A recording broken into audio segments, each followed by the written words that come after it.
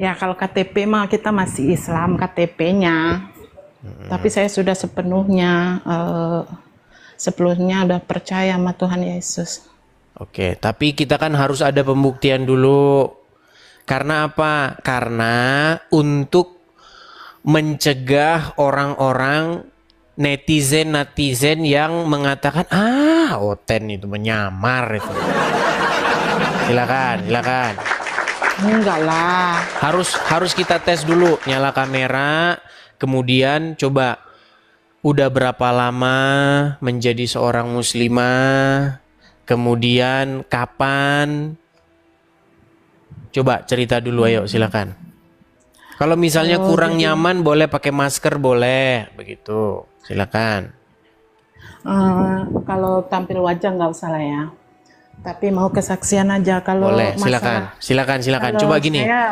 Kak Eli jadi seorang muslimah tuh berapa tahun? 40 tahun. 40 tahun menjadi seorang muslimah. Kapan tepatnya ini Kak Eli masuk Kristen? Udah masuk Kristen atau masih on the way? Bisa dibilang masih on the way, tapi sudah 4 tahun, hampir 5 tahun ya saya percaya Tuhan Yesus. Oke. Duh, sebenarnya orang-orang pada minta buka kamera ini. Pakai filter boleh? Kan bisa itu filter. Mukanya jadi beda. Seperti muka saya ini kan filter. Aduh bang, nggak pandai kali aku mengoperasikan kamera. Oke lah, baiklah. Coba Kak Eli, gimana ceritanya Kak Eli ini dari muslimah? Coba, apakah dulu ketika dan sekarang masih muslimah ya? Sekarang ini masih muslimah nggak? Ya KTP-nya aja KTP-nya sih. Tapi kalau keyakinan ya saya yakin sama Tuhan Yesus ya. Okay. Kalau background saya masih keseharian masih terbiasa pakai jilbab. Tapi kan tudung itu kan tutup, jilbab itu kan bukan berarti muslim kan itu. Oke. Coba bisa nggak bacakan dulu kepada para pemirsa bagaimana niat sholat, entah sholat subuh, sholat apa aja terserah, atau doa makan, atau bacaan surat Al-Quran, silakan. Oke, sholat ya. Sholat subuh. Usolli fardu subuhi rakaataini mustaqbilal kiblati adza'a lillahi ta'ala. Ayat kursi. Bismillahirrahmanirrahim. Allahu la ilaha illa huwal hayyul qayyum. La ta'khudhuhu sinatun wa la na'um lahu ma fis samawati wa ma fil ard. Man zal ladzi yasfa'u indahu illa bi izni ya'lamu ma baina aydihim. Sudah tidak bisa terbantah ini. Wa ma khalfahum wa la yuhituna bi syai'in min ilmi illa bima syaa wa kursi yuhus samawati wal arda wala yahuduhu hisuhuma wa huwal aliyul azim. Sah. Itu udah pasti itu. 100% dijamin stempel. Klik. Oke. Coba Kak Eli cerita dulu gimana ceritanya kok bisa Kak Eli ini dari seorang muslimah terus sekarang menjadi pengikut Tuhan Yesus. Coba cerita-cerita dulu lah. Oke, tapi cerita santai aja ya, Bang. Ya, santai saja. Ya. Oke, berawal waktu itu saya tinggalnya di Sumatera Barat ya. Dan saya juga pakai cadar, anak saya di pesantren semua. Ya, terus pada waktu itu ini kesaksian ya. Pada waktu itu saya tinggal di rumah kontrakan, rumah peta. Dan para tetangga ataupun yang punya rumah menyaksikan katanya ada salib di rumah kami. Padahal tidak ada salib satupun. Dan di Sumatera Barat itu sangat fanatik kan. Saya juga terkejut waktu yang punya rumah, kok ada salib di rumahmu? Oke lah, akhirnya yang punya rumah membawa tetangga itu menggeledah rumah kami. Dan di situ disaksikan aparat setempat juga nggak ada, memang nggak ada gitu. Katanya ada salib bersinar. Itu awalnya, dan kami diusir. Oke, kami diusir, tapi saya masih melakukan kewajiban saya sebagai orang muslim kan. Ya saya sholat, saya tahajud. Pada waktu itu malam saya bermimpi. Pada waktu saya sholat saya bermimpi ada yang mendatangin, badannya besar, tinggi, rambutnya agak keemasan. Dia pegang tangan saya, diajak jalan-jalan ke taman. Mimpi satu kali, oke lah, dan bau harum sekali. Pada saat dia ngajak jalan ke taman yang sangat berbunga, yang indah dan harum. Dan dia bilang, besok aku akan jemput kamu lagi. Itu antara mimpi dan antar sadar nggak sadar gitu ya. Jadi malam besoknya dia tepatin lagi janjinya. Antara setelah sholat tahajud saya akan mimpi lagi. Dan saya akan tanya, siapa kamu sebenarnya? Apakah nenek moyangku atau iblis yang menjelma atau apa gitu. Tapi dia bilang aku adalah Tuhanmu gitu. Tuhan siapa gitu kan? Aku adalah Tuhan Yesus. Besok aku akan mengajakmu lagi jalan-jalan. Dan dia tepatin lagi 3 hari sampai 3 hari berturut-turut. Yang datang Tuhan Yesus terus.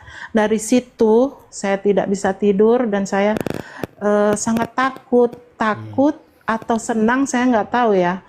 Tapi pada waktu sholat yang datang hanya dia. Dan saya tetap melakukan sholat, kewajiban, tapi yang saya sebut di situ hanya Tuhan Yesus. Itu sih. Waktu itu saya cerita sama suami, karena suami saya orang jemaah tablik, terus, aduh kamu udah kafir, gitu kan. Itu jadi setan.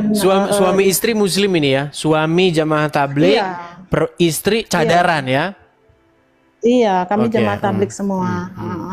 Akhirnya, ya pada akhirnya terus saya cerita sama suami, aduh kamu harus diruqyah, harus gini, harus gitu kan. Itu iblis yang menjelma untuk merusak imanmu. Terus tapi saya tetap melakukan sholat, tapi yang ada hanya Tuhan Yesus. Dan ada kerinduan terus setiap malam, ada kerinduan untuk dia datang. Dan ya sampai sekarang saya merasa dia ada, sudah di hati dan tidak perlu datang, karena saya belum paham waktu itu juga namanya firman Tuhan itu apa, itu nggak tahu.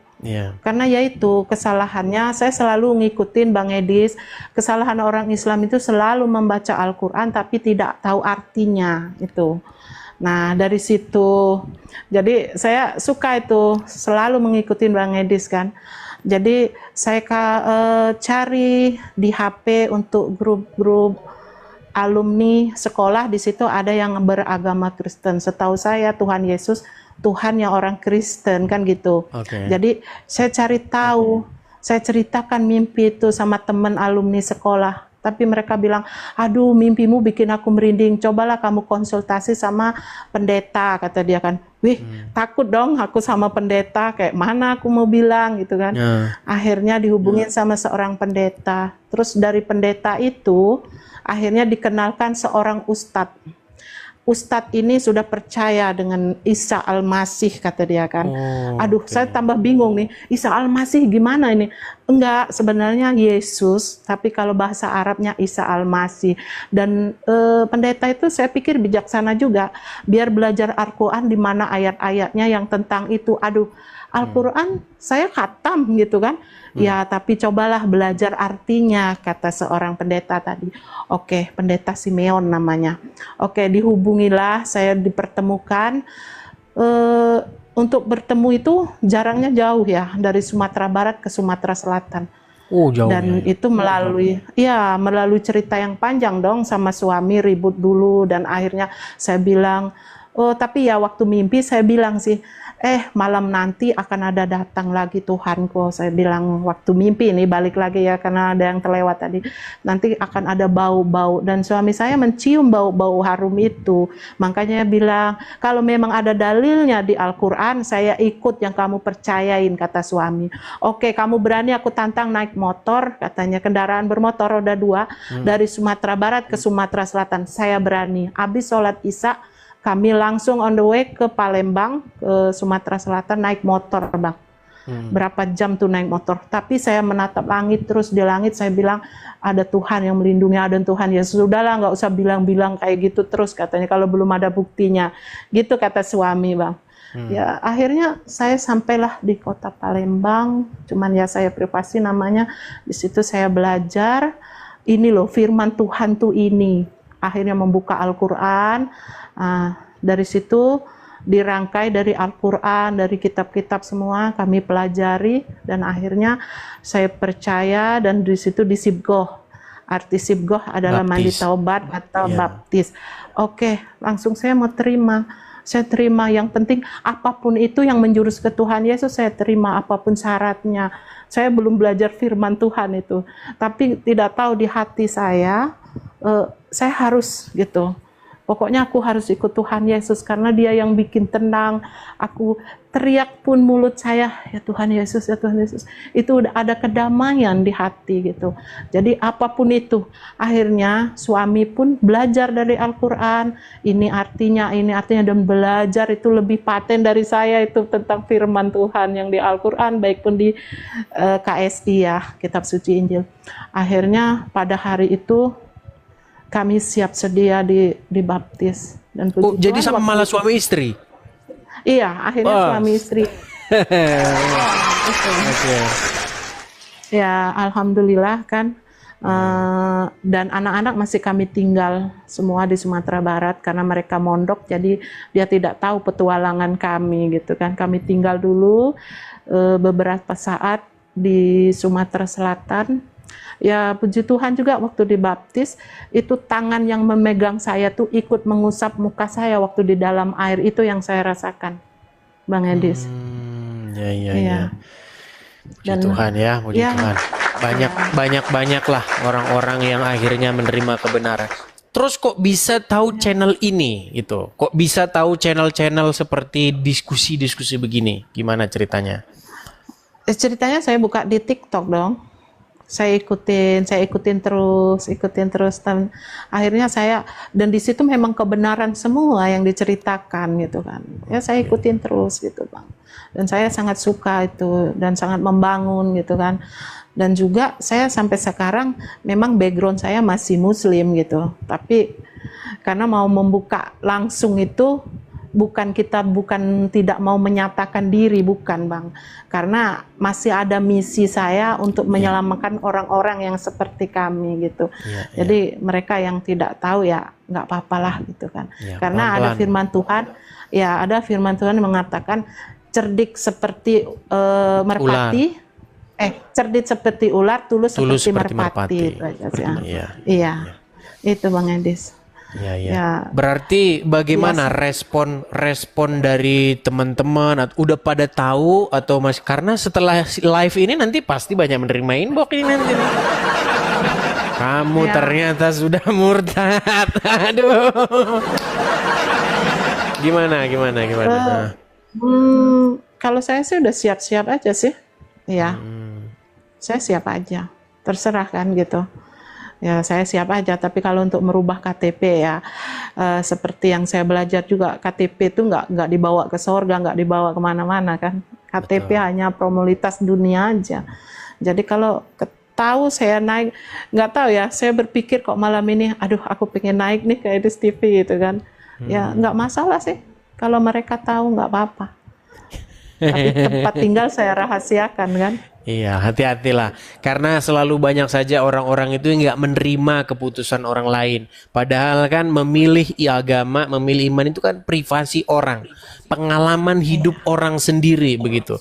Karena kita nggak mungkin kan menyandarkan hidup kita ini atas pemahaman orang gitu. Atau atas mulutnya orang begitu. Tapi apa yang kita alami sendiri kan gitu.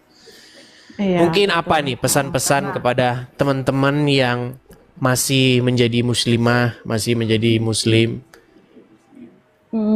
Kalau pesan ya gini ya, terima aja lah kenyataan. Kalau yang benar ya benar gitu.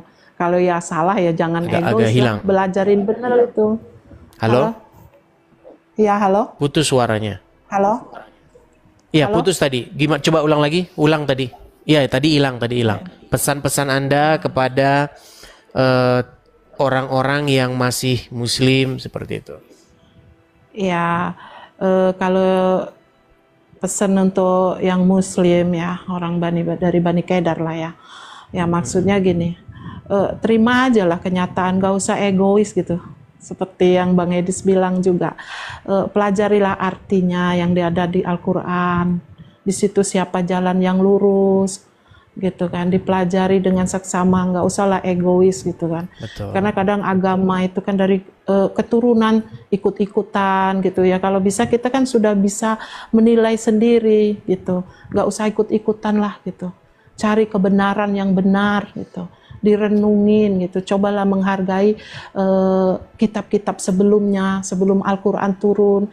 Terus kemana orang-orang dari sebelum Al-Quran dulu? Apakah mereka ke neraka semua? Kan nggak mungkin kan? Ya tolong direnungin gitu. Ya ada baiknya gitu, merenungi dan menghargai dulu gitu. Itu aja sih Bang Edis. Ya, ya. Makasih banyak Kak Eli atas kesaksiannya, ya luar biasa. Nanti kalau diminta, nunjukin gereja mana gereja ini, nanti digeruduk lagi gimana? Tapi pergi ke gereja ini ya. Nanti kalau sebutin gerejanya nanti digeruduk lagi. Enggak, kebetulan saya tidak bergereja karena bagi belum kami gereja. belajar gereja itu bagi kami kalau kita berkumpul satu kumpulan. Ya. Kami kebetulan ada orang-orang yang baru percaya, itulah gereja bukan Ya. gedung ya. Gereja Memang itu gereja. Gereja itu jemaah dia, bukan bangunannya. Ya, jemaah. Bukan bangunannya. Jadi saya kira nggak akan apa ya. Berarti ada komunitas sendiri ya? Ada Bang. Oke, baguslah, ya mantap lah. Oke. Ya semangat mungkin Bang yang Edis sama. ya seperti ini perlu dipupuk terus dan perlu disupport ya teman-teman ya. Jadi kalau memang benar nanti kita ada komunitasnya, ada apa, mungkin bisa bergabung di sana. Jadi jamaah Edis TV, kaum muslimin, warul muslimat, bisa inbox tuh Kak Eli, bisa bergabung kepada dia. Mungkin Anda juga punya pengalaman spiritual yang sama, ya, pengen ikut bergabung, boleh gabung dengan Kak Eli Pusparyani, begitu. Oke, begitu Kak Eli, ada yang mau disampaikan untuk terakhir atau bagaimana? Udah nggak usah dah, itu aja. Oke, salam kenal aja sama Bang Edis, terus semangat untuk membangun. Ya, itu aja. Amin, amin. Tuhan memberkati. Tuhan Yesus memberkati. Assalamualaikum warahmatullahi wabarakatuh. Baik, kita turunkan ya. Iya. Ya, seperti itu ya teman-teman ya. Jadi itulah tugas kita teman-teman. Ya, kita harus memberitahukan tentang nama Yesus. Ya, dogma itu nomor 2 teman-teman.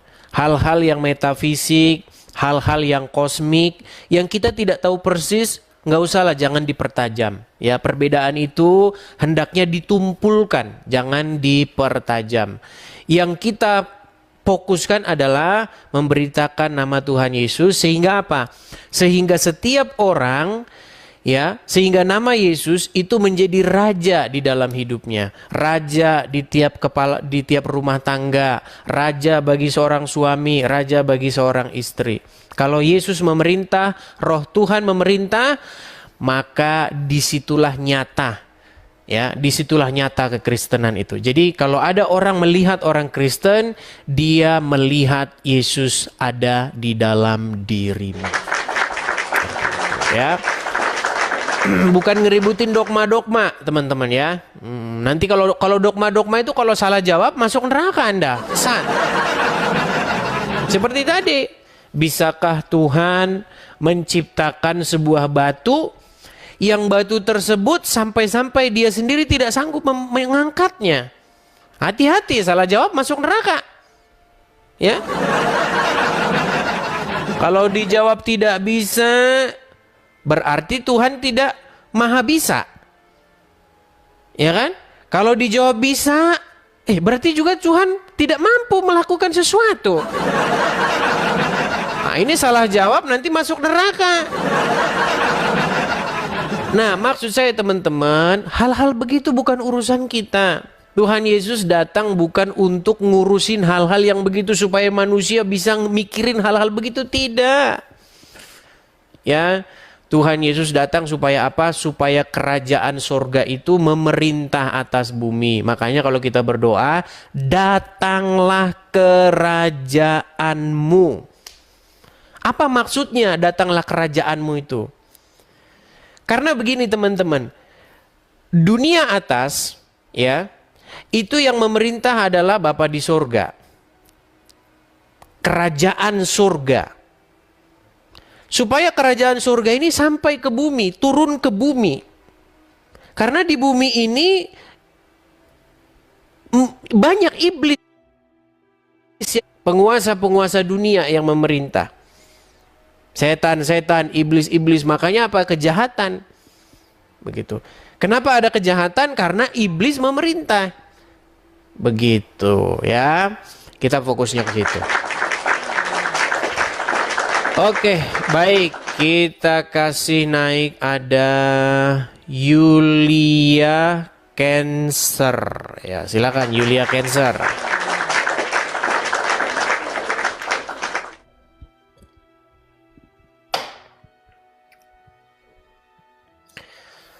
Selamat malam, saudara atau saudari Yulia Cancer. Kalau dari muka-mukanya saya lihat kok kayak Elia Miron.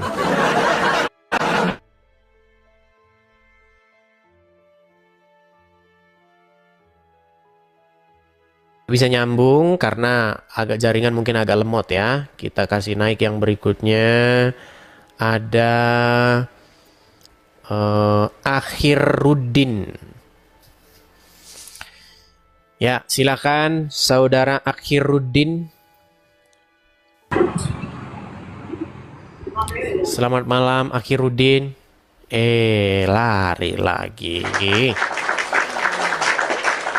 Kita kasih naik ada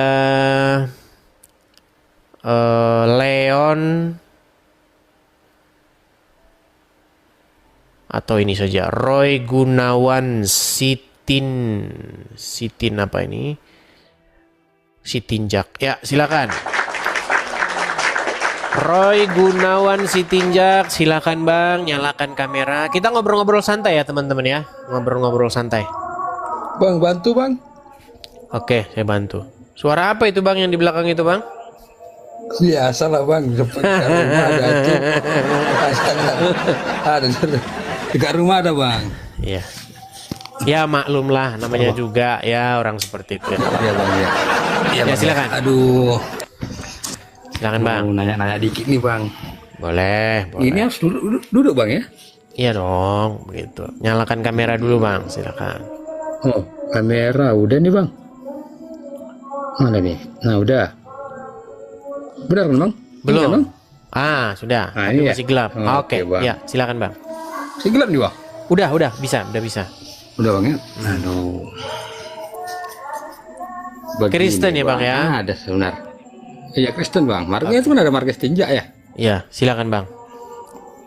Mengenai apa aku mau nanya itu Bang? Ini apa kita iblis berjasa nabi ke surga Bang ya? Aku mau nanya tentang Kristen aja nih Bang. Nah, iya. Jadi itulah yang kita bahas malam dengan Juma Bang. Jadi mereka kan membuat sebuah narasi-narasi bahwa iblis itu berjasa di dalam kekristenan. Ya kan? Iya Bang. Nah, menurut logikanya si Juma, karena iblis merasuki Yudas, kemudian akhirnya ahli-ahli Taurat dan orang-orang Farisi mereka demo bersilit-silit, ya, meminta kepada Kaisar, meminta kepada Pontius Pilatus supaya apa? Supaya Yesus disalibkan. Kan mereka berteriak tuh, salibkan dia. Kan Tuhan Yesus kan difitnah oleh mereka. Difitnah bahwa dia akan melakukan pemberontakan. Difitnah bahwa dia ingin merobohkan bait suci.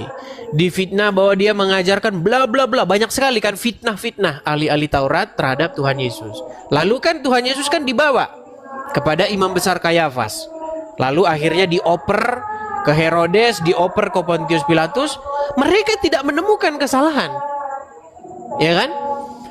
Pilatus berkata, aku tidak menemukan kesalahan pada orang ini yang setimpal dengan hukuman mati.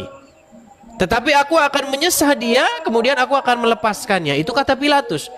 Tapi massa ya yang sudah diprovokasi oleh ahli-ahli Taurat dan orang-orang Farisi ini kan berteriak, salibkan dia, salibkan. Bahkan Pilatus tuh cari cara gimana caranya biar dilepaskan. Karena istrinya itu udah ngasih kode-kode. Kau jangan kau berani ngapa-ngapain orang benar ini, kata istrinya kan. Nah, iya benar Bang. Lalu akhirnya ya, karena iblis yang sudah menguasai mereka ini, akhirnya mereka berteriak salibkan dia, sampai Pilatus tuh cuci tangan dia.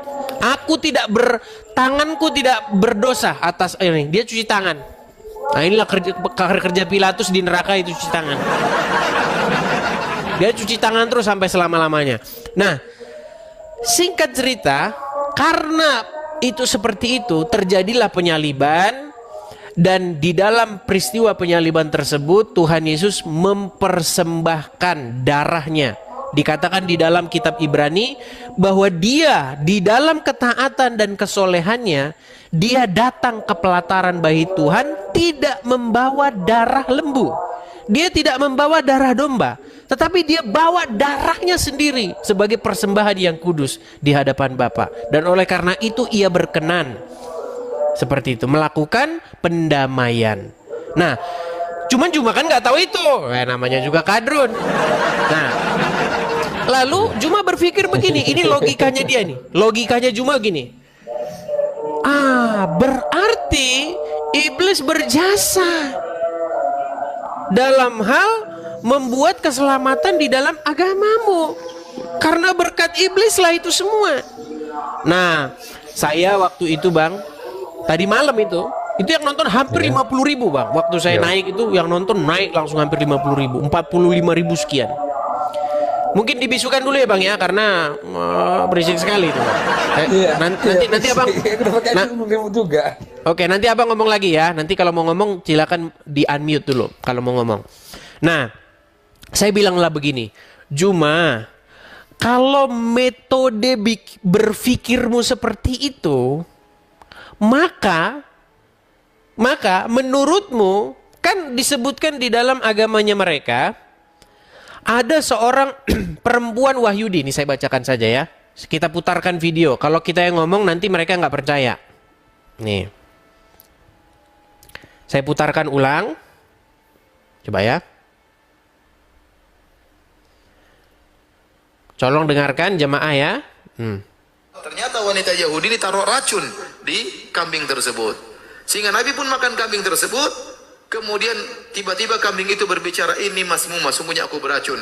Akhirnya Nabi mengatakan para sahabat itu berhenti, sungguhnya ada racunnya. Tapi sebagian sahabat akhirnya meninggal dunia. Dan Nabi juga sempat mengunyah racun tersebut. Itulah racun yang akhirnya masuk ke tubuh Nabi. Dan itu sebabnya Nabi SAW sakit. Tatkala Nabi akan meninggal dunia, Nabi berkata, "Fahadha awanu wajadtu qita'a abhari min dzalika sum." Saatnya wahai Aisyah, tiba saatnya aku merasakan urat nadiku terputus gara-gara racun tersebut. Racun sangat kuat. Nah, jadi menurut sejarah mereka bahwa sang Nabi itu meninggal oleh karena tangan perempuan Wahyudi yang meracunnya.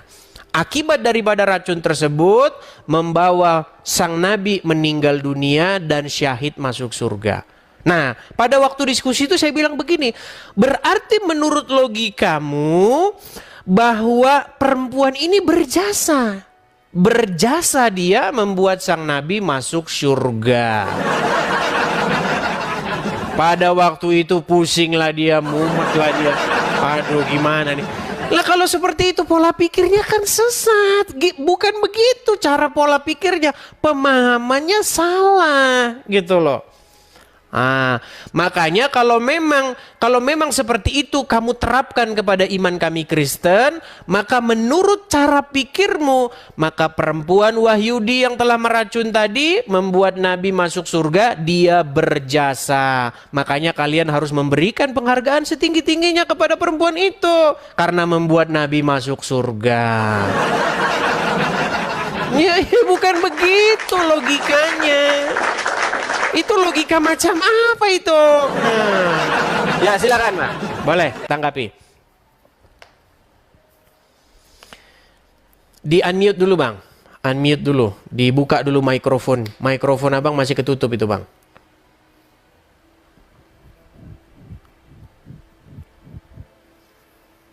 Dibuka dulu. Nah ya silakan. Iya, jadi ganti nih Bang. Jadi kalau tanggapanku ya Bang ya, mengenai diskusi memang sama Juma Bang ya.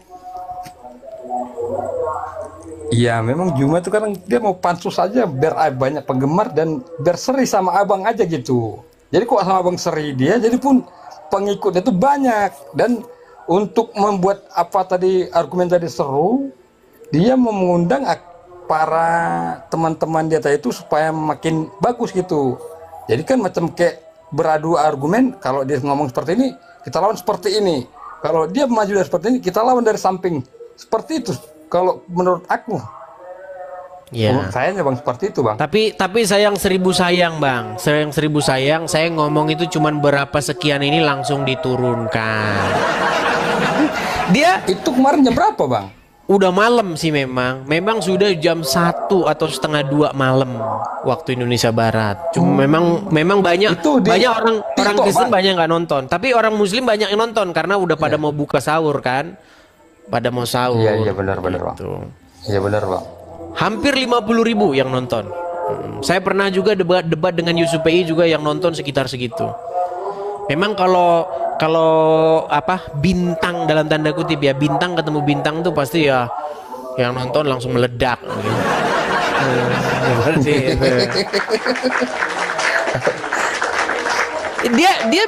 Dia bisa diskusi sama orang lain, itu bisa ditahan sama dia sampai berlama-lama sampai sejam gitu. Tapi sama saya, tidak dikasih ngomong. Waktu saya tanya balik, saya tanya balik ya, nggak mau dia ditanya balik. Makanya saya bilang kalau dia ngasih saya bertanya, meninggal dia. Meninggal dia. Bisa lah nanti ditonton ulang videonya. Silakan teman-teman nonton lagi. Ada di mana Bang? Ada di YouTube juga Bang? Sayangnya itu di tempat mereka karena di komal mereka kan. Jadi nggak tahu, mungkin ada orang-orang Kristen juga yang upload juga. Dicari aja debat Juma sama saya yang terbaru. Oke, hanya itu Bang. Terima kasih Bang. Sama-sama. Oke Bang. Selamat malam Bang. Terus Bang. Shalom. Shalom. Ya, suaranya sangat ribut ya, backgroundnya ya.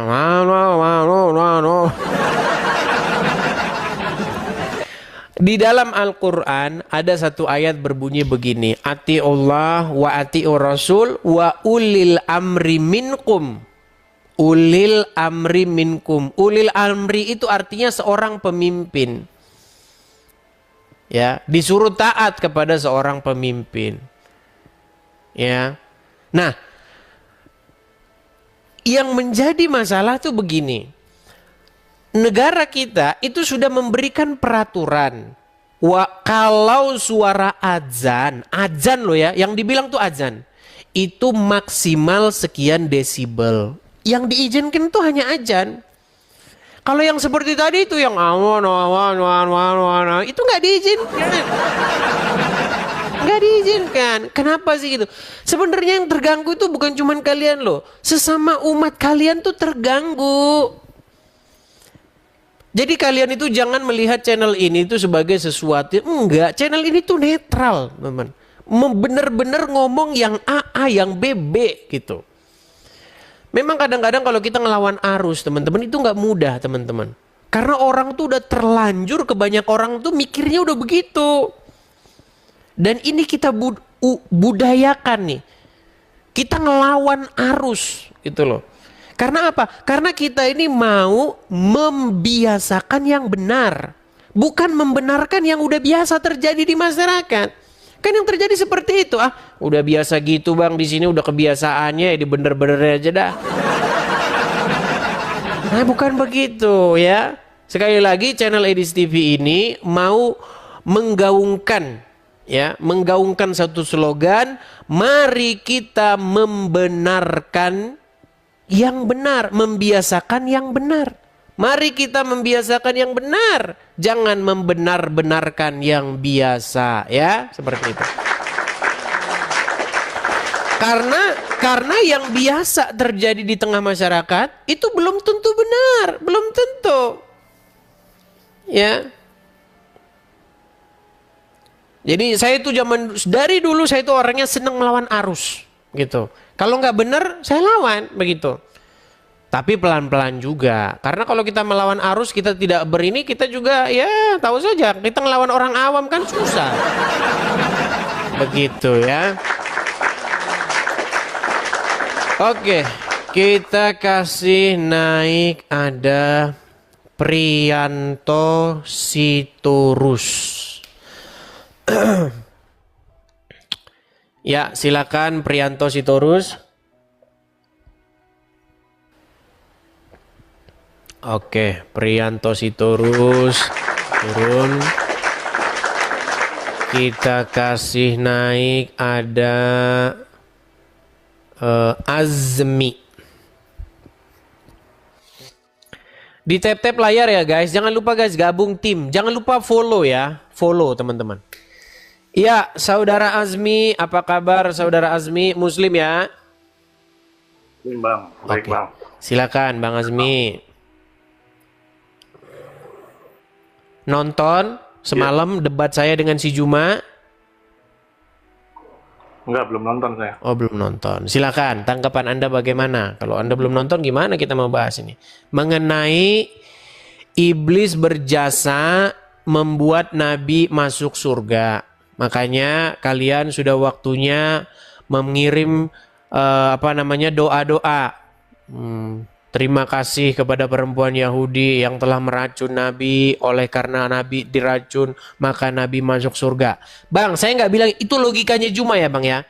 Saya nggak mengatakan itu iman Anda, nggak. Tapi itu logikanya Juma seperti itu. Nah ini yang seharusnya tugas dari umat untuk meluruskan guru kalian. Begitu. Silakan Bang. Saya belum nonton, cuman udah pernah lihat di video lain, emangnya sama kayak gitu.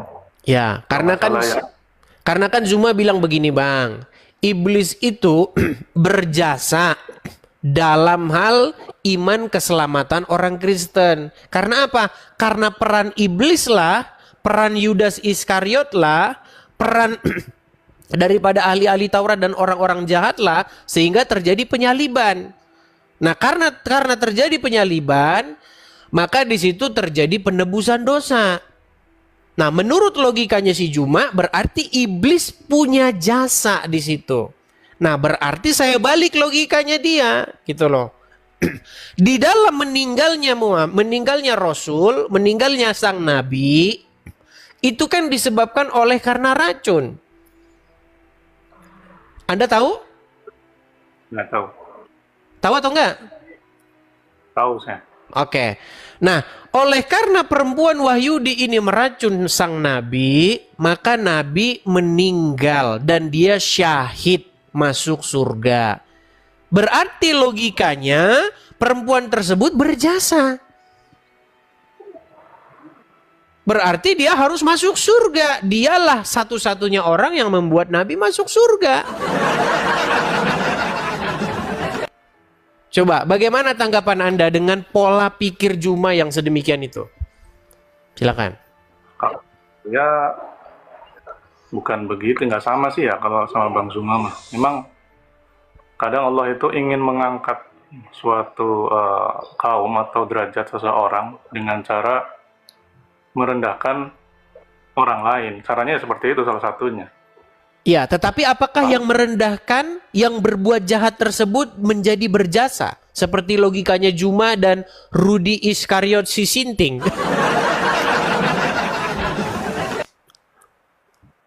Kayak orang gini aja, yang syahid di medan perang itu kan. Mantap ini Bang, mantap. Logika Anda sangat jalan ini. Saya senang kalau orang begini. Jadi kita itu nggak salah paham.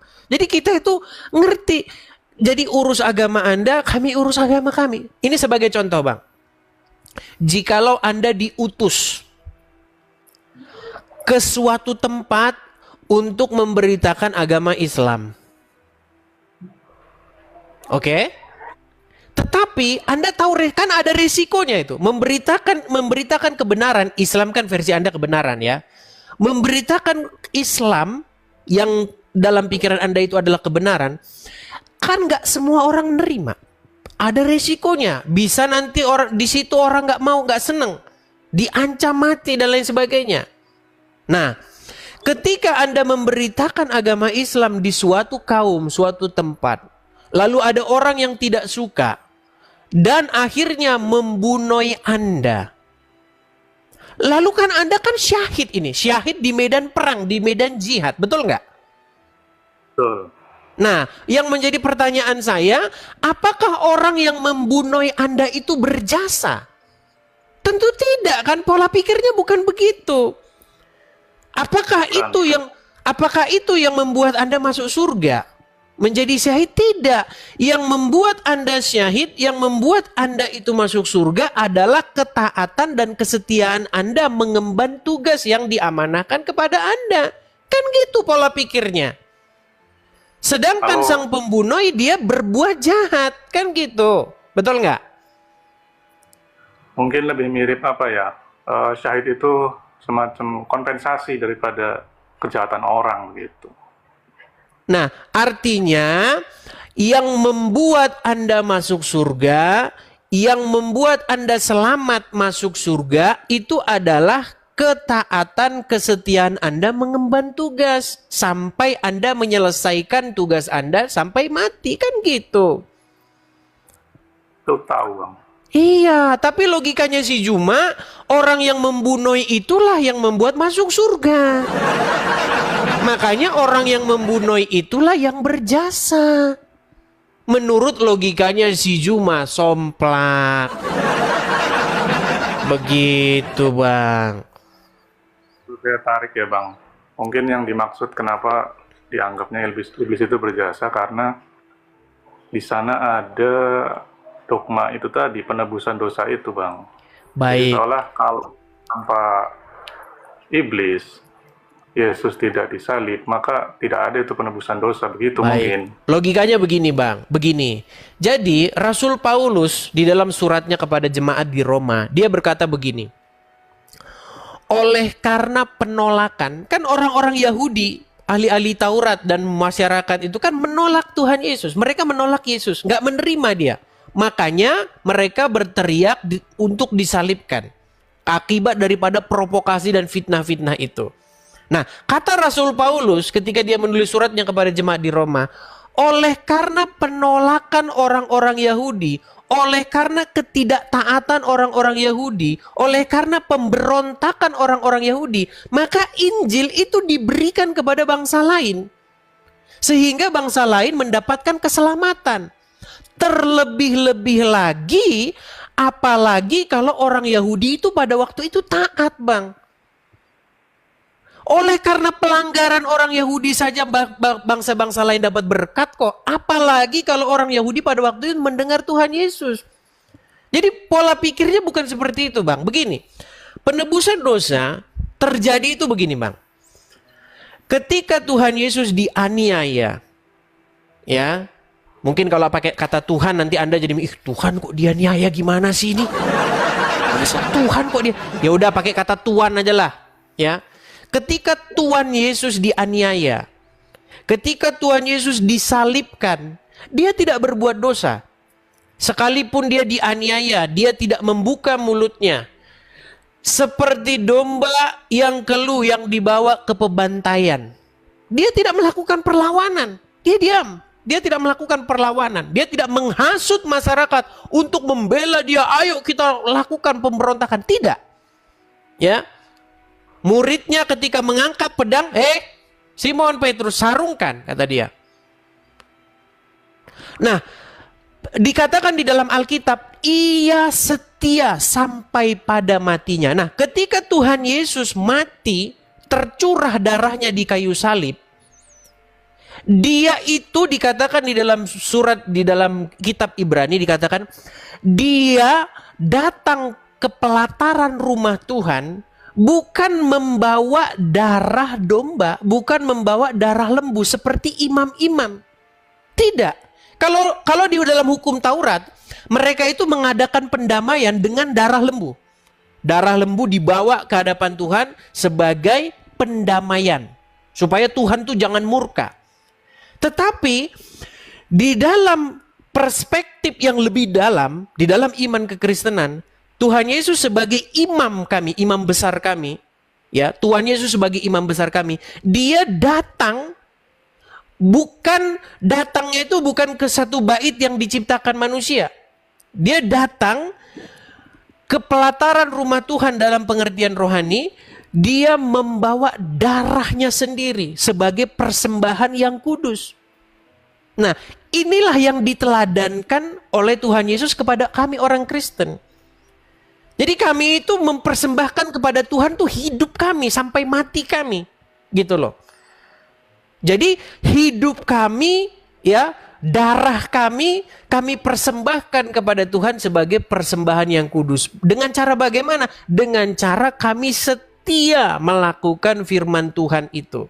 Sekalipun kami dianiaya, sekalipun kami ditumpahkan darah kami. Seperti itu. Nah, ketika darah itu tercurah, disitulah Tuhan Yesus mengadakan penebusan dosa. Dia mengadakan penebusan dosa nggak pakai darah hewan seperti ahli-ahli Taurat seperti ini.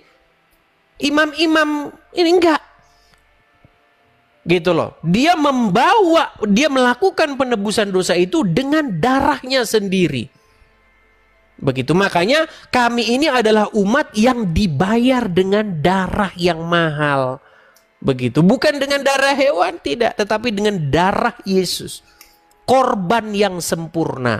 Gitu Bang, makanya kami itu dibenarkan. Oleh karena Yesus sudah melakukan untuk kami. Nah, setelah kami menjadi milik Yesus karena kami udah dibayar dengan darah, kami milik Yesus, tentu kami melakukan apa yang Yesus suruh. Jadi jangan ada pertanyaan, Koten, kamu kan udah ditebus. Maling lah, udah ditebus kok. Bukan begitu logikanya. Barang siapa menjadi milik Yesus, barang siapa menjadi kepunyaan Yesus, maka dia melakukan apa yang Yesus mau. Begitu. Itu inti kekristenan, Bang. Jadi kalau kita saling mengerti satu sama lain tuh enak kita, Bang. Gitu. Ya, silakan. Tadi kalau saya perhatikan dalilnya kebanyakan dari Paulus ya Bang ya?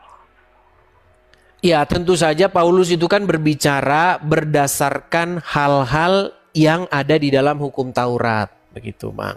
Di mana hukum Taurat itu merupakan gambaran atau merupakan bayang-bayang tentang apa yang sesungguhnya akan datang. Begitu Bang. Seperti itu. Itulah iman kami. Membawa hal-hal yang fisik, membawa hal-hal yang ritual ke dalam hal-hal yang rohani. Begitu Bang. Karena banyak sekarang di dunia ini hanya fisik saja Bang. Hanya penampilan. Contoh, berwudu. Apa sih berwudu? Supaya apa? Supaya menyucikan hadas. Tetapi Bang, makna yang lebih dalam, mencuci tangan itu, ya kalau cuci tangan Bang, ya itu Bang, di rumah makan, ke sabun. Kalau hanya pengertiannya hanya cuci fisik bersih saja, kan artinya itu Bang, tangan kita ini supaya apa? Supaya tangan kita ini bersih, tidak mengulurkan tangan kita terhadap barang yang bukan kepunyaan kita. Kan itu maksudnya. Begitu juga Bang, ajaran kami iman kekristenan. Banyak sekarang Bang, orang pakai jilbab. Di atas tertutup, di bawah terbuka. Betul nggak Bang? Betapa banyaknya orang berjilbab-jilbab tuh, konten-konten kreator. Tapi konten-kontennya mesum. Untuk apa? Begitu. Silakan. Jangan melebar dulu Bang. Jadi ke wudu-wudu lah. Ya, kita kan berbicara mengenai fisik dan yang rohani tadi. Iya, iya. Nah itu tadi Paulus kalau bilang merujuk ke Taurat. Di kenyataannya Paulus meniadakan sunat, begitu. Gimana itu? Baik, masalah hal sunat ya Bang ya. Ini udah sering saya bicarakan panjang lebar Bang. Jadi sunat itu Bang, esensi daripada sunat itu adalah tanda perjanjian. Nah, kalau umat sudah masuk ke perjanjian, maka dia harus mengikuti butir-butir perjanjian itu Bang. Contoh Bang, kalau kita mengikat perjanjian, ada nggak materai perjanjian kita? Kalau cuman janjian, ntar malam kita olahraga ya, lari bareng. Ya susah Bang, nggak usah perlu perjanjian. Ini masalahnya hal penting Bang. Kalau kita mengikat perjanjian yang penting, ada butir-butir yang tidak boleh kita langgar bersama. kita sepakati bersama butir-butir itu, kita segel perjanjian itu dengan sebuah materai. Kita kasih stem anunya, tanda perjanjian kita. Nah, itulah sunat, Bang. Sunat itu adalah sebuah tanda bahwa Abraham dengan Tuhan tuh pernah berjanji. Begitu. Nah, pada perjalanan waktu, Bang, perjanjian itu, Bang, butir-butir isi perjanjian itu dilanggar sama orang-orang Israel. Itu ada di mana, Bang? Di dalam perjanjian lama, jelas. Bahkan Musa sudah berkata, sunatlah hatimu. Bukan yang sunat itu sebagai perjanjian, itu ada di mana, Bang? Boleh di dalam Kejadian pasal yang ke-17, Bang. Kejadian pasal 17 ayat. Itu pasal 17 keseluruhannya itu berbicara tentang sunat itu. Oke, nanti bisa saya lihat. Di situ dikatakan, oke, saya bacakan ya. Kita baca firman Tuhan dulu nih. Kejadian pasal 17.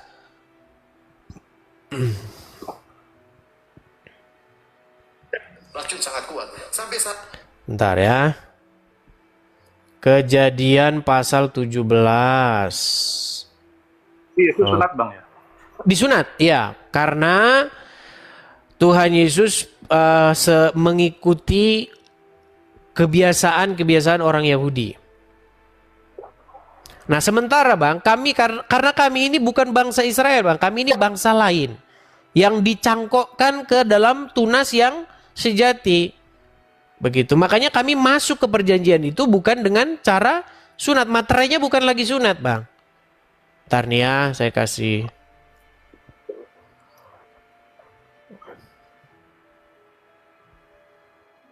Ntar, saya barusan nginstal aplikasi. Jadi belum terlalu familiarnya dengan aplikasinya nih. Aplikasi Alkitab.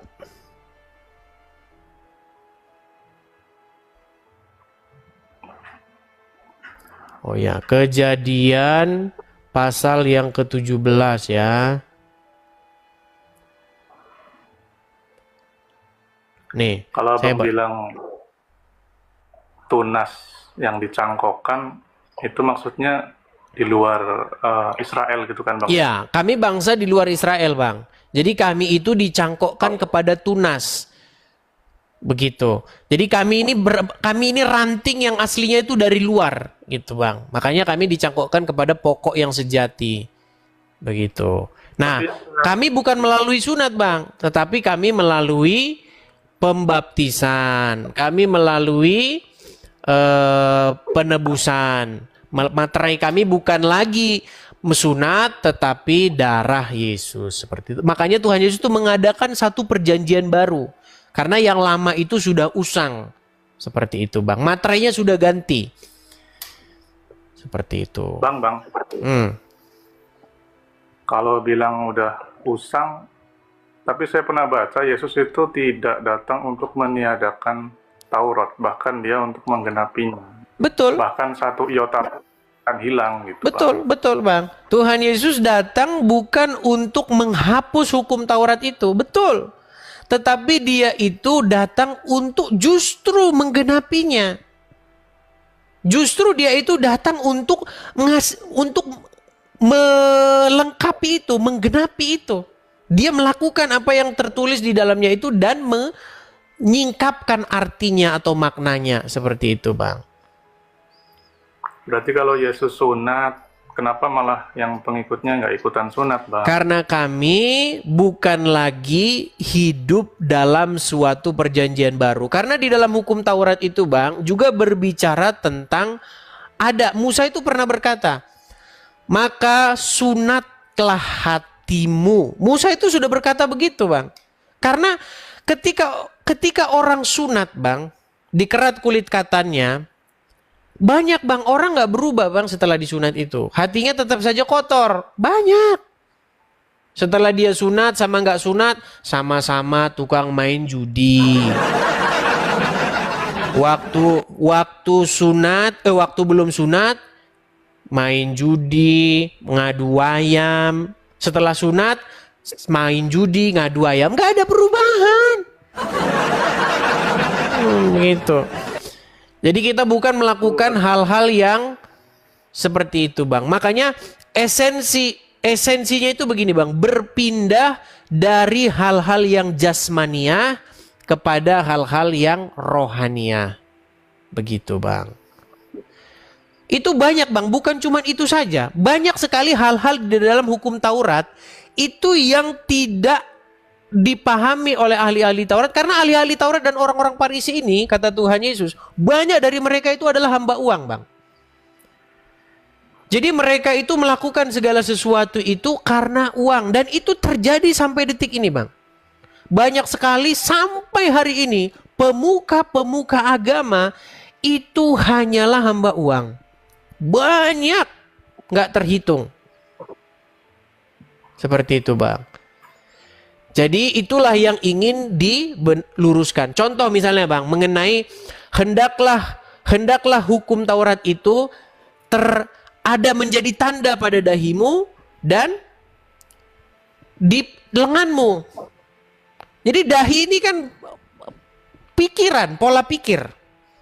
Kemudian lengan ini, tangan ini melambangkan sebuah perbuatan. Begitu. Nah, sekarang orang Wahyudi, Bang, itu cuma diikat-ikat aja di kepalanya sini.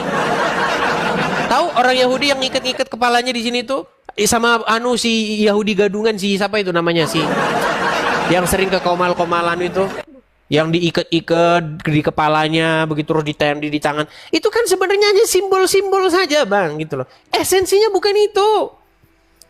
Begitu loh. Bang Edi sunat? Saya tidak, Bang. Karena saya Tidak, ya? hidup, karena saya ini masuk ke dalam perjanjian baru, Bang. Seperti itu. Nah, sekarang kalau Anda sunat justru menjadi pertanyaan. Anda sunat buat apa? Gitu, Bang. Kalau Islam sunat itu karena perintah ada 5 fitrah dalam. Bukan, latar belakang yang membuat, atau gini saja lah, Islam wajib nggak sunat itu? Itu sunnah muakkad yang dianjurkan. Berarti tidak wajib? Bukan kewajiban, itu sunnah. Ya, bukan kewajiban. Ya kenapa Anda suruh orang-orang wajib sunat? Begitu, Bang. Bahkan kalau saya tanya, saya pernah diskusi sama... Karena ini, Bang, Gimana? kalau itu salah satu 5 fitrah, itu kan untuk membersihkan kotoran di dalam kulub itu. Artinya namanya ibadah harus bersih daripada najis. Salah satunya yaitu membuang kotoran yang ada di dalam situ, yang hanya bisa dibuang kalau kulit kulubnya dibuang gitu. Baik, saya jawab ya, Bang, ya. Begini, Bang. Kalau mau bersih itu mandi, Bang. Mandi, Bang. Karena walaupun disunat, walaupun apa, kalau tidak mandi ya tetap saja kotor, Bang. Dalam kulub itu ada apa namanya ya, daki putih, malah nggak tahu, Abang, kah? Iya, tapi kita nggak usah ngomong-ngomong itulah. Nanti banyak yang nonton di sini tuan. Maksud saya begini, Bang, intinya Anda sendiri sudah mengakui kan bahwa di dalam iman Anda sendiri itu sunat itu bukanlah sebuah kewajiban. Tidak ada di dalam Al-Quran, Bang, jikalau kamu sholat maka kamu harus sunat dulu. Nggak ada itu, Bang, dalam Al-Quran. Atau kalau kamu mau mualaf kamu harus sunat dulu, nggak ada. Bahkan Anda sudah katakan itu bukan kewajiban. Di dalam Al-Quran itu tidak ditemukan kata khitan atau kata sunat. Bahkan sunatnya orang Islam itu berbeda sama sekali dengan sunat yang dimaksudkan di dalam Kristen maupun Yahudi. Karena sunatnya cuma untuk bersih saja. Karena tahu nggak, Abang, menurut hadis-hadis bahwa Nabi memang biasa meniru apa yang dikerjakan oleh ahli-ahli kitab, orang Yahudi maupun Nasrani. Tahu itu nggak? Meniru apa, Bang? Meniru kebiasaan mereka. Dari mulai cara sisiran ditiru, dari mulai apa, pokoknya biasa niru. Saya tunjukin hadisnya ya. Kalau saya ngomong itu tidak pernah memfitnah, Bang. Karena saya tahu ya, Kalau saya memfitnah itu nanti saya akan berhadapan dengan ya Anda tahu kan. Sedangkan tidak memfitnah saja berhadapan dengan hukum, apalagi memfitnah gitu. Saya tunjukkan ya. Saya tunjukkan. Sabar Bang ya.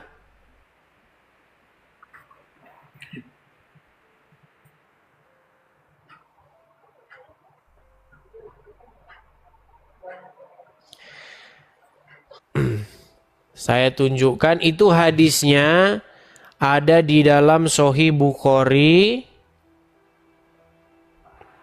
Ya. Sahih Bukhari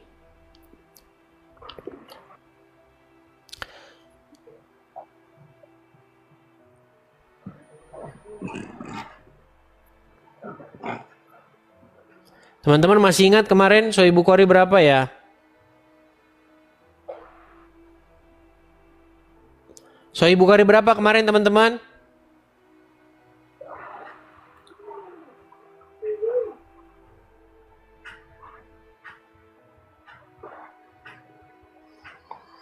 Sahih Bukhari berapa kemarin? Aduh, jadi lupa saya kemarin. Coba, Sahih Bukhari berapa kemarin? Bantu saya teman-teman.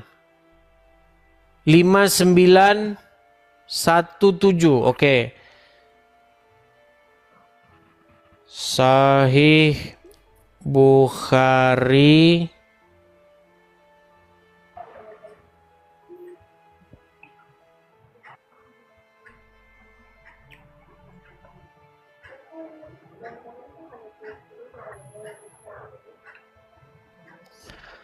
sabar ya teman-teman ya. Aduh. 59 berapa teman-teman? Aduh. Enggak, skip dulu aja deh Bang. Gimana? Bentar Bang. Skip dulu aja Bang. Ya pokoknya ada lah itu Bang. Dimana Nabi itu biasa 5917. Oke. Sahih Bukhari 5917. Sahih Bukhari 5917. Bentar Bang ya. 5917. Bentar.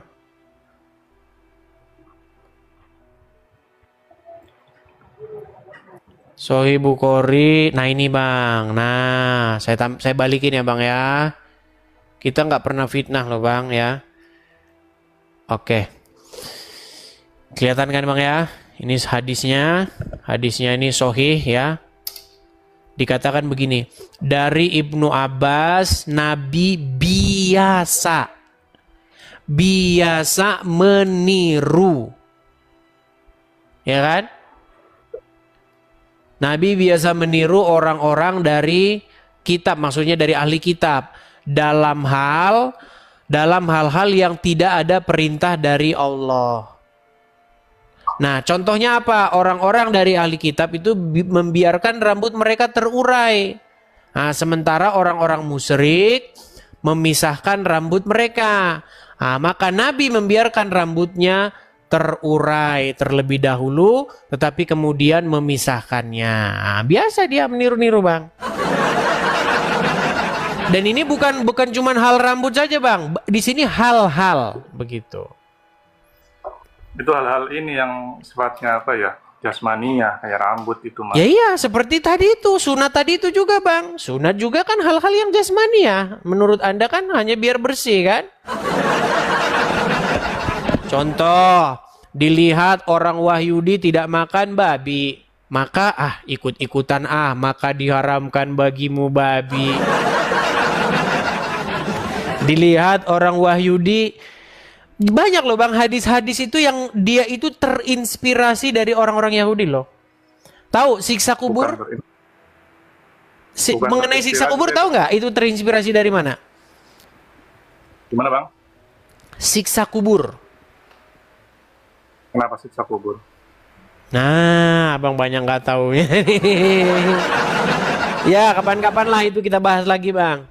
Bang banyak nggak taunya. Oke, mungkin. Gimana siksa? Lu ada, Bang, siksa kubur. Siksa kubur itu berbicara tentang pernah ada seseorang bertanya kepada Rasul, ya kan? Perihal apakah benar? Karena ada suara menjerit-jerit tuh. Oh, dari dalam kubur katanya kan. Apa itu ya Rasul? Itu adalah perempuan yang disiksa katanya. Tahu nggak? Mau saya bacain berita? Tapi nanti kepanjangan, Bang. Nggak apa-apa. Ini kan mau belajar, bukan? Oke, baik. Baik. Karena Biar dia manfaat. kemarin saya dikasih gelar ustadz loh. Nah, jadi kalian memang harus berguru kepada saya. Ya, saya bacakan ya.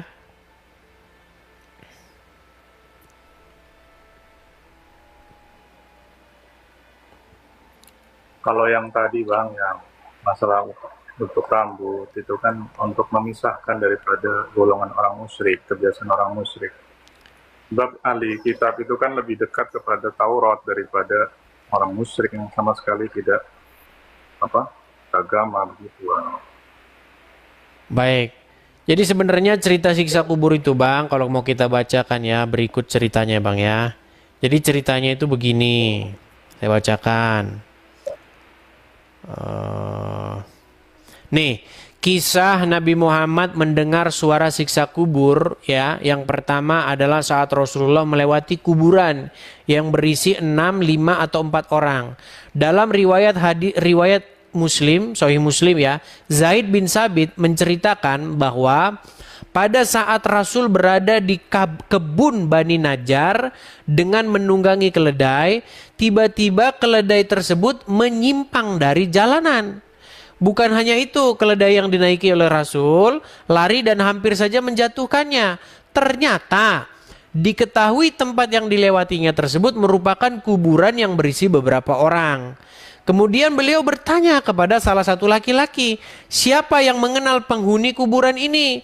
Laki-laki itu pun menjawab, saya. Kapan mereka meninggal? Nabi Muhammad bertanya lagi. Ketika mereka syirik, jawab laki-laki itu. Lalu setelah itu Rasulullah bersabda, sesungguhnya umat ini diuji dalam kuburannya. Dan kalau bukan karena kalian akan takut menguburkan, sungguh aku akan berdoa kepada Allah agar dia mendengarkan azab kubur yang kudengar kepada kalian. Nah, kisah Muhammad mendengar suara siksa kubur ini selanjutnya datang dari Sahih Muslim, Sahih Bukhari. Jadi begini, dikatakan begini, dan seterusnya Ansari menceritakan bahwa pada suatu malam hari Rasulullah keluar, yaitu tepatnya setelah matahari terbenam. Pada saat itu beliau mendengar suara, kemudian bersabda, seorang Wahyudi sedang disiksa dalam kuburnya. Ini dari tangisan orang Wahyudi nih. Heran kok Wahyudi aja terus yang dia. Dendam amat sama Wahyudi kasihan. Saya heran begitu. Sekarang ada Wahyudi gadungan itu namanya Billy. Dipuji-puji sama umat muslim. Sedangkan menurut Muhammad, Wahyudi disiksa di dalam neraka, di dalam kubur disiksa. Nah, ternyata sebab musabab disiksanya orang di dalam azab kubur itu, Bang, ternyata bukan karena dia mencuri, bukan karena dia berzina, bukan karena dia melakukan misalnya judi dan lain sebagainya. Tahu nggak apa? Azab kubur itu disebabkan apa? Tidak bersuci, kan? Iya, gara-gara pipis doang, Bang. Bayangin, Bang. Menurut Muhammad di dalam sebuah hadis, barang siapa yang mengucapkan 2 kalimat syahadat, dia masuk surga sekalipun berzina, sekalipun mencuri. Bayangin, Bang. Mau Anda berzina, mau Anda mencuri, Anda akan masuk surga kalau Anda mengucapkan 2 kalimat syahadat. Tetapi kalau Anda pipis, tidak cebok, Anda disiksa di dalam kubur. Berarti Bang, yang paling penting dalam iman kalian itu bukanlah tidak mencuri, bukanlah tidak berzina, tetapi pipis, ya, urusan-urusan yang kelamin, Bang. Begitu. Kalau saya sih Bang, kalau saya curiganya begini. Nampaknya ini orang-orang ini nampaknya memang orang-orang pengendus kelamin, Bang. Misal contoh, kan ada Bang orang-orang pengendus kelamin ini. Mohon maaf ini. Orang yang senangnya mengendus kelamin ini, ya kan? Ya kan? Nanti daripada bau pipis, maka kita munculkan saja barang siapa yang pipis tidak cebok disiksa di dalam api neraka. Bisa saja. Ya kan? Kan bisa saja. Orang ternyata pengendus kelamin. Gitu, Bang. Gimana? Boleh saya tanggapi? Silakan. Nah, yang pertama tadi yang masalah berzina, kemudian tetap masuk surga, itu memang benar. Tapi yang dimaksud di situ bukan berarti lepas daripada pembalasan di akhirat nanti, Bang. Surga tetap, sebab ada nanti orang yang terakhir masuk surga dari neraka. Berarti dia nanti dicuci dulu dosa-dosanya, setelah bersih, baru dia nanti dimasukkan ke surga. Oleh sebab apa? Sebab la ilaha illallah Muhammad Rasulullah. Karena dia meyakini dalam hatinya bahwa tidak Tuhan yang hak disembah kecuali Allah. Tapi kehidupannya dia fasik. Dia mencuri, kadang berzina, sekali dia mungkin membunuh, gitu, Bang. Iya, tetapi itu menjadi satu tanda, Bang, bahwa sang pengucap itu tidak mengerti esensi daripada menyembah Allah. Tidak tahu esensi daripada menjadikan Allah sebagai Tuhan. Itu. Coba, tapi Bang. Tahu bahwa ketika seseorang berzina ataupun mencuri, dia sedang menuruti Allah atau menuruti iblis? Dia menuruti hawa nafsunya, Bang. Iya, iblis atau Allah? Hawa nafsunya, bukan iblis. Iya, hawa nafsunya itu kan maksudnya kan ya udah, saya turuti. Berarti yang disembah dia, berarti yang ditaati dia Allah atau hawa nafsunya? Dia itu termasuk orang fasik. Dia bukan orang yang taat, tetapi hatinya mengakui bahwa Allah dia Tuhan itu. Nah, makanya saya bilang, Bang, di dalam iman Anda menuhankan Allah, tetapi berzina, mencuri itu memang bisa. Nah, kalau tempat kami, Bang, begini, iman Kristen tuh bukan begitu, Bang. Ketika seseorang menjadikan Yesus sebagai Tuhannya, sebagai tuannya, artinya Yesus memerintah, Roh Kudus memerintah, Bapa di surga memerintah. Bagaimana mungkin Roh Kudus memerintah di detik yang sama dia mencuri? Artinya itu sebuah kedustaan, Bang. Bukan Roh Kudus yang memerintah, tetapi roh setan. Tidak ada jalan ceritanya orang yang menuhankan Tuhan Yesus, membuat Yesus menjadi Tuhannya, memerintah dirinya, di detik yang sama dia nyuri. Itu nggak masuk akal. Begitu, iya, Bang. Kalau urusan aturan agama itu kan melarang zina. Di Islam juga melarang zina. Membunuh apalagi. Ya memang ada aturan dilarang membunuh. Tapi ketika manusia jatuh dalam dosa, maka dia akan mempertanggungjawabkan dosanya itu, Bang. Tapi dengan imannya ya dia tetap pegang kunci itu. Kunci surga itu ya la ilaha illallah itu. Walaupun nanti dia mati. Itu dia. Repot ini. Kunci surga hanyalah sebuah ucapan. Nah, ini persis menjadi sebuah mantra, Bang. Padahal di dalam agama Kristen, Bang, apa yang tertulis itu, Bang, harus ada pengejawantahannya. Kamu percaya kepada Tuhan Yesus? Percaya itu bukan di mulut, Bang. Gitu loh. Mengasihi mempercayai Tuhan Yesus tuh bukan di mulut tetapi pada perbuatan. Oh, Yesus Tuhan saya, Yesus Tuhan saya. Bukan itu. Kalau Yesus Tuhan saya artinya Yesus tuh memerintah. Nah, kalau Allah Tuhan Anda, Allah itu memerintah, Bang. Itu maksudnya. Nah, bagaimana mungkin Allah memerintah di detik yang sama Anda mencuri? Jangan-jangan memang Allah yang nyuruh-nyuri. Begitu, Bang. Jadi mungkin kajian-kajian yang mendalam seperti ini ya bisalah besok lagi kita ini. Karena sehubungan ini saya mau ke gereja, Bang. Jadi mungkin kita lanjut lagi di kesempatan-kesempatan berikutnya ya, Bang ya. Oke. Oke. Saya naik lagi ya, Bang. Oke, terima kasih Bang Azmi. Selamat malam. Ya. Ya, sebelum pesan saya terakhir Bang Azmi, Tuhan Yesus berkata, "Akulah jalan dan kebenaran dan hidup." Jadi, kalau Bang Azmi mau mengenal kebenaran, maka datanglah kepada Tuhan Yesus. Ya, kalau sekarang tertawa-tertawa, tapi besok kalau direnung-renungkan pasti Anda akan bertaubat. Oke, saya turunkan ya Bang ya. Selamat malam. Teman-teman sekalian, sehubungan sudah di sini mau ke gereja karena jam sudah berubah ini teman-teman, sudah berkurang nambah 1 jam, berkurang atau nambah ya. Jadi kita ke gereja dulu. Di akhir acara teman-teman, sekali lagi teman-teman support dan dukung ya channel ini. Teman-teman saya ucapkan makasih.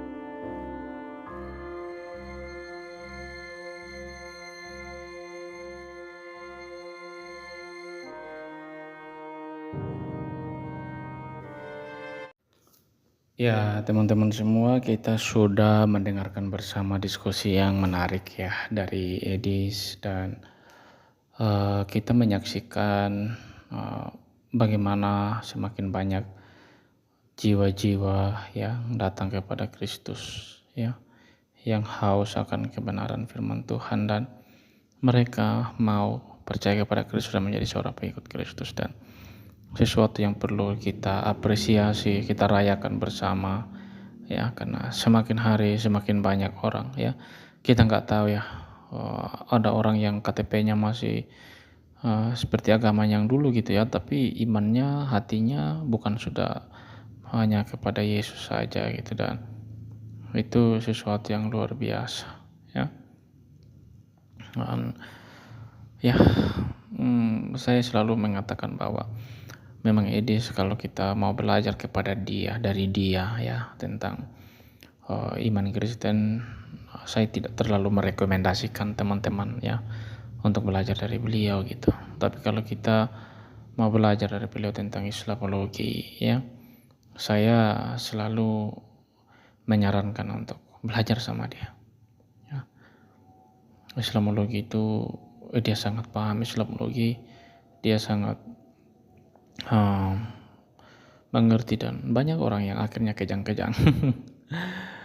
Ya, oke. Saya mau baca satu firman Tuhan ya untuk kita semua ya. Dari Matius pasal 6 ya. Firman Tuhan berbunyi, dan apabila kamu berdoa, janganlah kamu berdoa seperti orang munafik. Mereka suka mengucapkan doanya dengan berdiri dalam rumah-rumah ibadat dan pada tikungan-tikungan jalan raya, supaya mereka dilihat orang. Aku berkata kepadamu, sesungguhnya mereka sudah mendapat upahnya. Nah, ini adalah ciri khas orang ahli Taurat pada masanya ya, di zaman Yesus. Mereka berdoa itu, motivasi mereka bukan untuk berbicara kepada Tuhan, bukan untuk menyenangkan Tuhan ya, tetapi motivasi mereka adalah untuk dilihat orang gitu. Mereka haus akan pujian dari orang lain. Dan makanya di bagian akhir dikatakan, sesungguhnya mereka sudah mendapat upahnya. Pujian-pujian yang mereka terima dari orang lain itu adalah upahnya mereka gitu. Tapi jika engkau berdoa, masuklah dalam kamarmu, tutuplah pintu dan berdoalah kepada Bapa yang ada di tempat tersembunyi. Maka Bapa yang melihat yang tersembunyi akan membalasnya kepadamu. Lagi pula dalam doa itu jangan kamu bertele-tele seperti kebiasaan orang yang tidak mengenal Allah. Mereka menyangka bahwa banyaknya kata-kata doanya akan dikabulkan. Jadi janganlah kamu berdoa seperti mereka, karena Bapa mengetahui apa yang kamu perlukan sebelum kamu minta kepadanya. Kan itu berdoa demikian. Bapa kami di surga, dikuduskanlah namamu, datanglah kerajaanmu, jadilah kehendakmu di bumi seperti di surga. Berikanlah kami pada hari ini makanan kami yang secukupnya, dan ampunilah kami akan kesalahan kami, seperti kami juga mengampuni orang yang bersalah kepada kami. Dan janganlah bawa kami ke dalam pencobaan, tapi lepaskanlah kami daripada yang jahat. Karena Engkaulah yang mempunyai kerajaan dan kuasa dan kemuliaan sampai selama-lamanya. Firman Tuhan ini mengingatkan kita tentang bagaimana kita berdoa ya. Ada pertama itu berdoa jangan munafik gitu ya. Apa itu munafik? Munafik itu ya kita nggak betul-betul menunjukkan keseriusan kita, kita masa bodoh, kita nggak punya keseriusan kepada Tuhan untuk memohon atau berbicara kepada Dia. Ya, dan kita nggak benar-benar jujur dari hati kita gitu. Dan di sini dikatakan berdoa masuk kamar gitu ya. Ini menunjukkan Tuhan itu membutuhkan relasi pribadi ya kita dengan Dia. Bukan bagaimana kita dilihat orang, tapi bagaimana hati kita sungguh-sungguh berelasi dengan Dia dalam hubungan kita dengan Dia gitu. Dan doa Bapa kami ini juga isinya begitu spektakuler ya. Bagaimana kita memuliakan Tuhan, baru kemudian kita meminta apa yang kita perlukan ya.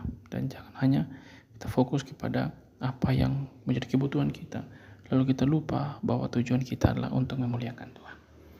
Biarlah kiranya firman Tuhan ini dan juga diskusi ini memberkati kita semuanya. Tuhan berkati kita semuanya. Shalom.